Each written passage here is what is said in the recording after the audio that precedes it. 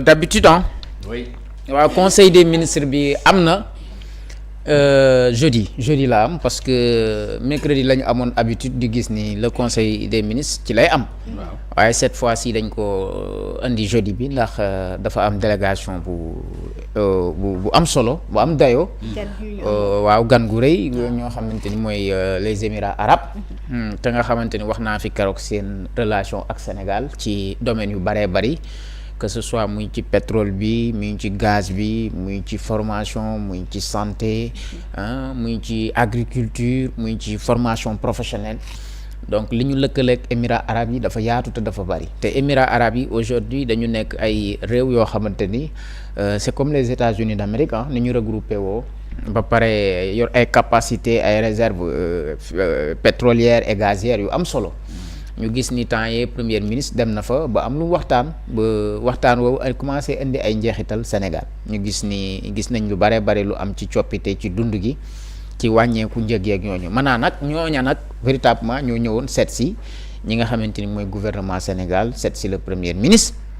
donc loolu bokk na ci li tax effectivement conseil des ministres bi ñu andi ko alxamis démb.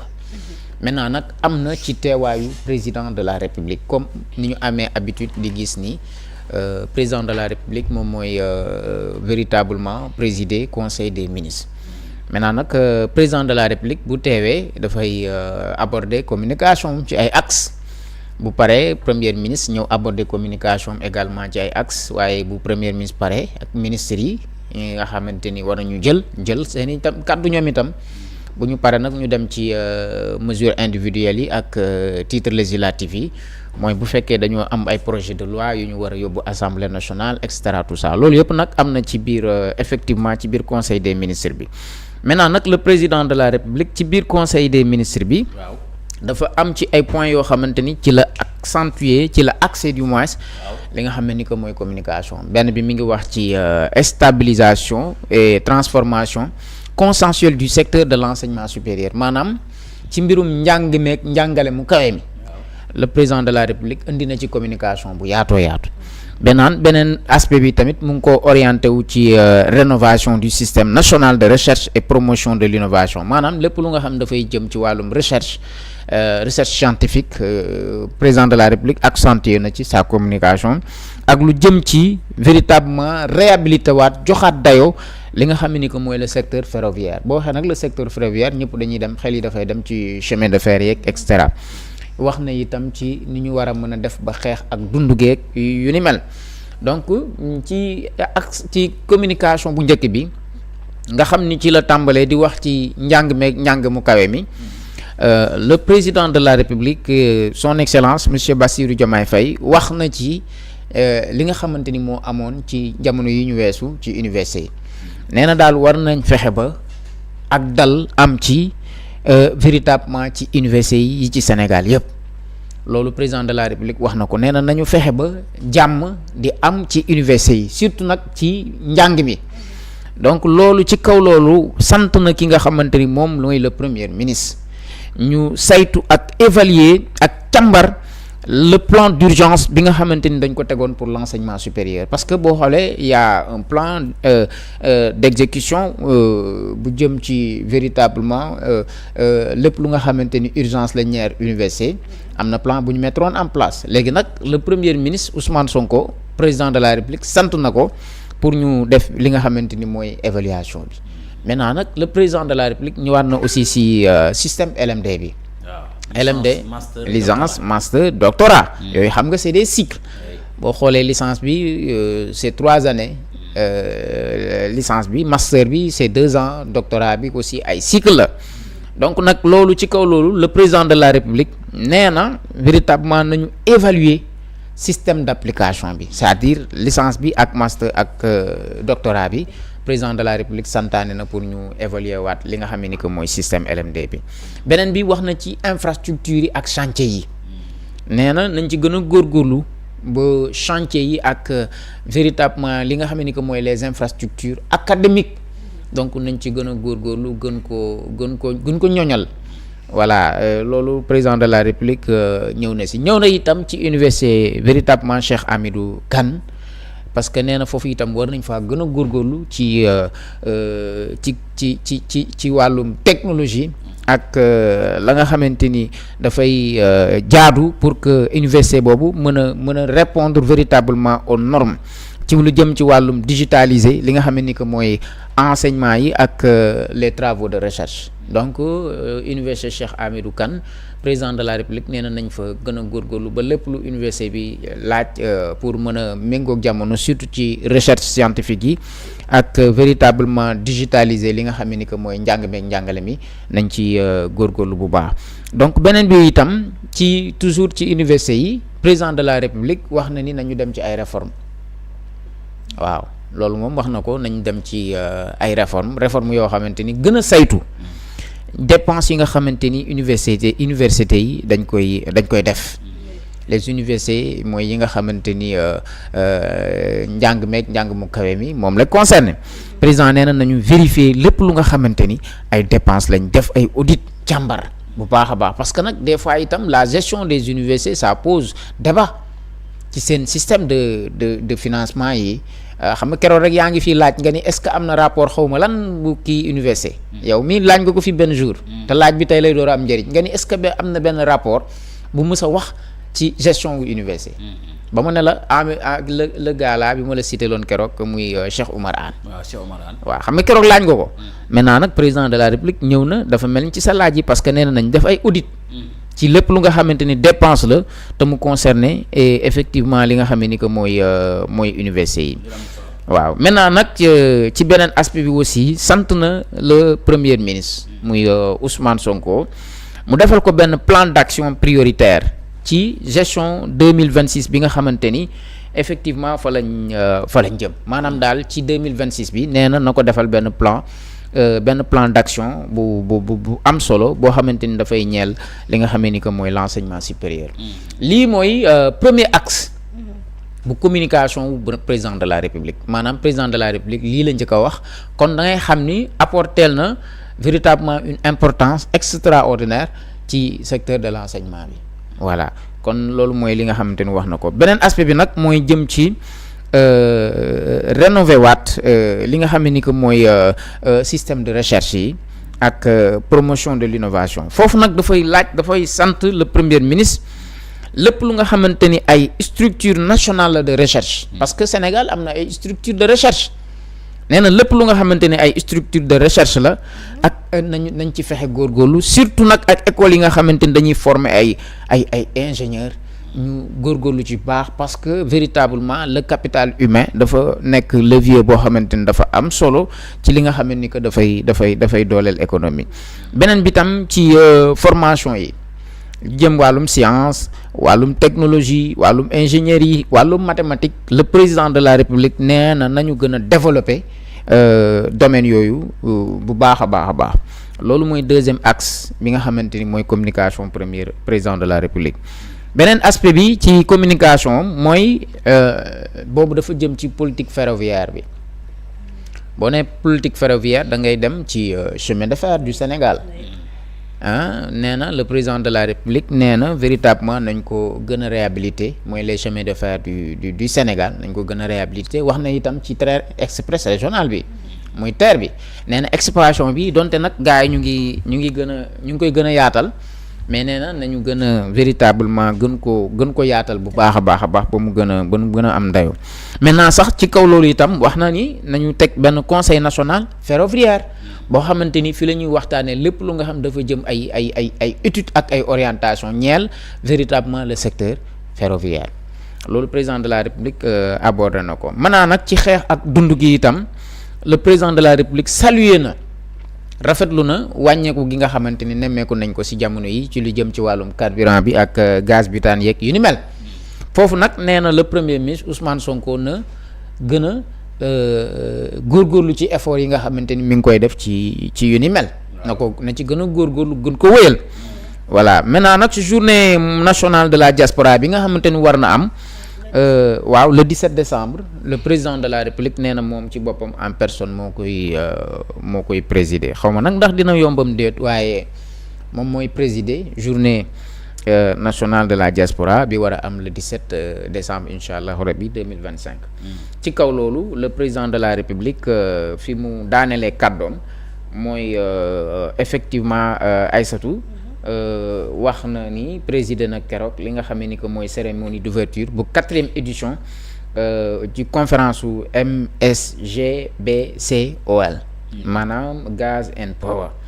donc te wax na ni itam dina participer incha allahu rabi le 14 décembre bi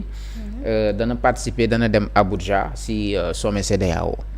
mercredi 17 décembre 2025 way dina jox drapeau bi ñi nga xamante ni mooy joueur équipe nationale yi pour ñu mën a dem fële ca CAN ba ca Maroc. vendredi 19 décembre mercredi lay tombeel. mercredi ñaata. mercredi 17 décembre. 17 décembre. waaw lay joxe drapeau national bi pour que joueurs yi mën a dem mercredi bii di ñëw incha allahu rabbi lay loolu mooy li war a am. maintenant nag beneen aspect bi aussi mooy vendredi incha allah le 19 dina présider cérémonie de réception bi nga xam dafay jëm ci dignitaires yi nga xamante ni dañu nekk dans les ordres nationaux. président de la république abordé na loolu maintenant nag entre le 20 ba le 25 décembre. incha allahu rabbi président de la république dana dem fële nga xamante ni mooy Casamance waaw du 20 au 25. maanaam juróomi fan. xaw ma tournée économique. waaw voilà loolu moom tournée économique la. loolu la président de la république wax. maintenant nag boo xoolee kon président de la république ci sa communication ci conseil ministériel bi gën na yaatu. ndax bële ci ay 3 axes la daan orienté mais tey ñu ngi ci 5 axes yoo xamante ni le président de la république ak son kii na ko ci communication loolu mooy communication président de la république. maintenant après loolu le premier ministre Ousmane Sonko jël na itam moom itam kaddu. donc le premier ministre Ousmane Sonko véritablement ñëw na lu yaatoo yaatu ci wàññite gi nga xamante ni am na ci njëg yi. rappelé na effectivement depuis 2024 bi ñu toogee wàññi ko gi nga xamante ni def nañ ko ngir répondre ak bëggi-bëggi sénégalais yi bëgg-bëgg askan wi te nee na loolu depuis président de la république bi mu ñëwee ba léegi loolu moom mos a doon bëgg-bëggam ndax heure bu ñu toogee ci conseil des ministres bi dina ci wax bu baax a baax dinañ wane na ni am na ci volonté am na ci yéene te am na ci yitte. donc kon premier ministre Ousmane Sonko félicité na véritablement liggéey bi nga xamante ni am na en ce sens là ci bees yi maintenant nag ci li nga xam ni que moom mooy tarif carburant bi aussi effectivement Ousmane Sonko ñëw na ci aborder ci lu yaatu Aïssatou maintenant nag boo demee tamit ci électricité bi wax na ci ak ay perspectives yoo xamante ni dégagé na ko lu bëree bëri te jàpp naa ni nag kooku suma avis personnel la gëm naa ni électricité bi moom dana wàññeeku waaw ndax ñu ngi ciy liggéey bu baax a baax te c'est les secteurs concernés le premier ministre aussi mi ngi leen di instruire ak ay ñaax ba nga xamante ni danañ ko gën a soulager surtout nag woyefal bi moom war nañ ci góorgóorlu elmat waaw woyefal bi waaw diis na la xanaa yow yëg nga ko ñëpp a ko yëg waaw loolu moom c'est ça quoi woyefal bi woyeful waaw ciment bi ak fer bi ak ciment bi yëpp ak fer bi moom nekk lu am solo aussi lépp kay day wàññeeku léppay wàññeeku mais pourtant nag fer bi ak ciment bi wàññeeku na de tey tamit ci conseil des ministres bi waxaat nañu ci waaw ak wàññiwaat bi waaw parce que man moom xam naa ni waxaat nañ ci waaw léegi xam nga moom le premier ministre maa ngi woon ci defe naa carburant bi ak courant bi waaw ak carburant bi ak courant bi ci laa tolloon voilà léegi mesures yi nga xamante ni jël nañ ko effectivement mooy li nga wax baisse de tarif de l'électricité voilà et cetera tout ça salué na liggéeyu ministre Birame Souleye Diop ci lu ni mel suivi du plan de redressement économique et social et agenda. Voilà, le Premier ministre a clos sa communication pour la présentation des premiers résultats très positifs du plan de redressement économique et social. loolu moom Sénégalais yi defe naa nag ku naa feexul xam ni véritablement plan de redressement économique et social bi a porté ses fruits. donc ndax bu fekkee 600 et quelques milliards yoo xamante ni plan de redressement économique et social bi indi na ko. mu jëm ci ay projet d'envergure yu am solo loolu c'est à féliciter et c'est à reconnaître en tout cas matériaux quincaillerie yi moom wàññeeku na bu baax te wàññeeku yi dafa jéggi dayoo c'est-à-dire da ngay gis loo xamante ni par exemple 75 000 la doon jar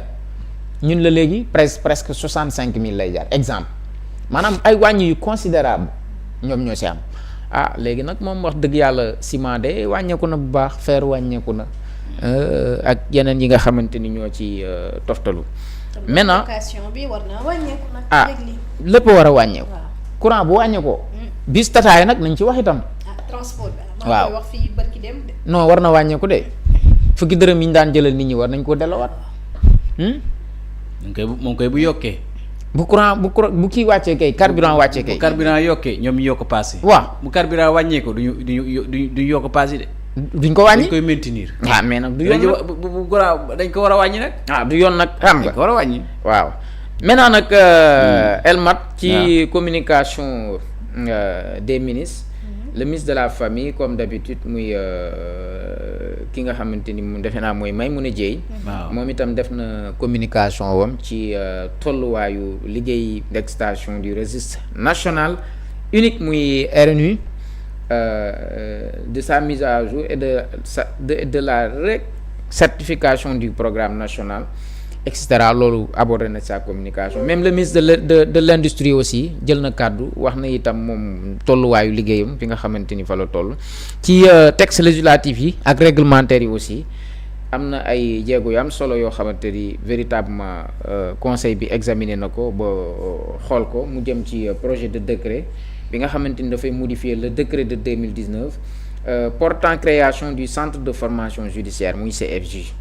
et fixant ses règles d'organisation et de fonctionnement xam nga CFJ moom dafa nekk benn levier bu am solo ci jaar-jaaru ñi nga xamante ni dañuy pratiquer justice donc daal lii mooy li xew en réalité ci conseil des ministres bi y a pas à part ça y a pas autre chose nomination yi. waaw nomination mooy titre individuel yi. waaw jot nañu itam ci xibaar comme Maïmouna Dièye mi ngi ko waxee. mi ñu dénk njaboot gi lu jëm ci wàllu reprise distribution des bourses de sécurité familiale. waaw li nu mel démb ñu ngi koy waxtaane aussi ginnaaw bi ñu saytoo assainir xool ñi war a jot ak ñi nga xam ne warta jot. waaw communication boobu tamit wax nañ ci mu nekk mbir moo xam ni tamit xibaar bu neex la. boo xam ni bourse familiale yi dañ cee war a jotaat comme niñ ci doon jotee. waaw muy bourse de sécurité familiale yi. waaw lu am solo la waaw aussi. muy RNU la ci la xool na ko saytu ko càmbar ko. pour programme national bourse sécurité nationale sa waay daa mel ñëwaat na de. bourse sécurité. bourse mooy bourse yi nga doon wax léegi. voilà loolu xam nga loolu ab dañ nekkoon di saytu rek. pour xool naka lañ koy. parce que coow da ci amoon aussi. xam nga waaw mais c'est doogaam tekki aussi. waaw ñëpp di wax naan dañ koy supprimer ñu naan gouvernement bi amuñu xool lu tax ñuy def loolu. mais gis nañu jëwriñ bi ñu ko dénk njaboot gi. saytu na ko xool na ko ba xam ñi ñoo war a am ak ñi war a am. waaw mais loolu xam nga c'est-à-dire bourse de sécurité familiale yi bu ñu ko waxee ndimbal njaboot la woon. mais am na ñoo xamante ni ñu ngi ci doon jot. te alors que duñu woon ay nit ñu vulnérable. c'est vrai. voilà c'est ça. dafa mel ni. honorable mu ci ligne bi honorable. waaw.